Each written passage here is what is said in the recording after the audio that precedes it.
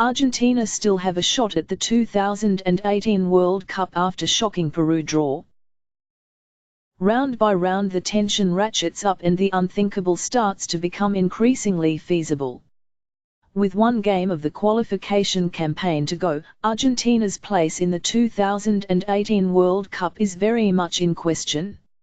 A 0-0 draw at home to Peru, making it 4 games without a win, has left Argentina fans clutching the calculator in one hand and the number of the cardiologist in the other.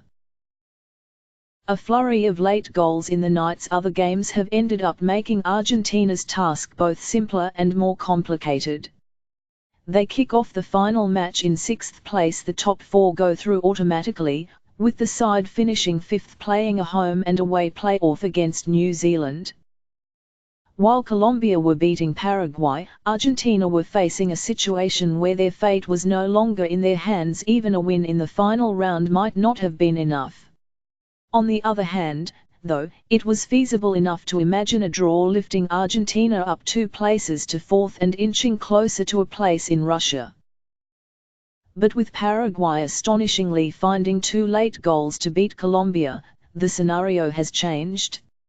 Now a win will definitely be good enough, but a draw may not be. Argentina, then, have it all to play for as they prepare for the final round away to Ecuador at Quito. Over 2,800 meters above sea level and in conditions they traditionally despise. But at least, after 17 rounds of an inept campaign, featuring 3 coaches and just 16 goals, they remain masters of their own fate. It may be more than they deserve. Changing the venue of the match against Peru always smacked of desperation. Instead of their traditional Buenos Aires base and the home stadium of River Plate, they moved across town to the ground of Boca Juniors. River is bigger, but the fans are some way from the pitch. Boca's stadium is pure passion, a wall of noise. The idea was that this would lift the home side and intimidate the Peruvians, but there was always the danger of the move backfiring, with an already nervous home side made even more jumpy by the pressure of the occasion. Coach Jorge Sampaoli made it clear from his starting lineup that in last month's first competitive games in charge he had tried to move too far, too fast. Gone was the back 3 he had brought in. The lack of defensive pace makes it vulnerable. And also abandoned was the attacking trident of Lionel Messi, Paulo Dybala and Mauro Icardi. With next to no time to train, Messi and Dybala had not gelled, and Icardi was replaced by Dario Benedetto, playing on his home ground. The base formation was a more orthodox 4-2-3-1.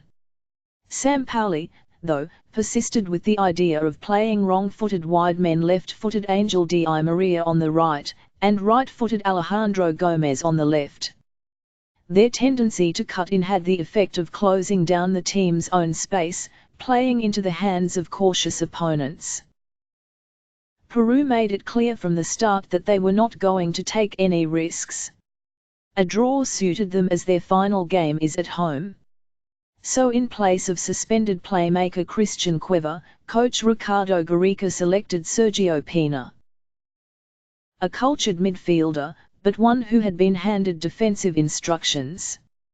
His task was to pick up Argentina midfielder Ever Banega and stop him combining with Messi. It meant that Peru's centre-forward Paulo Guerrero was left isolated, but it also aimed to stop at the source the supply to Messi, and prevent him from combining with his teammates.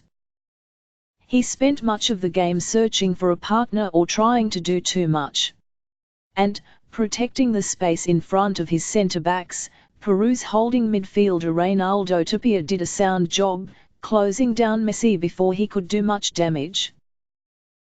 There were flashes: a shot from a cleverly taken corner that was deflected wide, a break with Benedetto that led to Di Maria shooting over, a well-flighted cross that Benedetto could not keep down, a shot off the post after another combination with the centre-forward.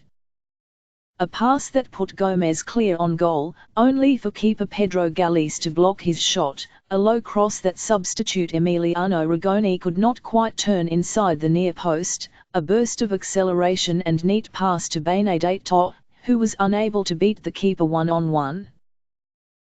On another day it would have been enough. On this occasion it was not. And, as so often the case with Argentina in this campaign, other than Messi there was little threat from anywhere else.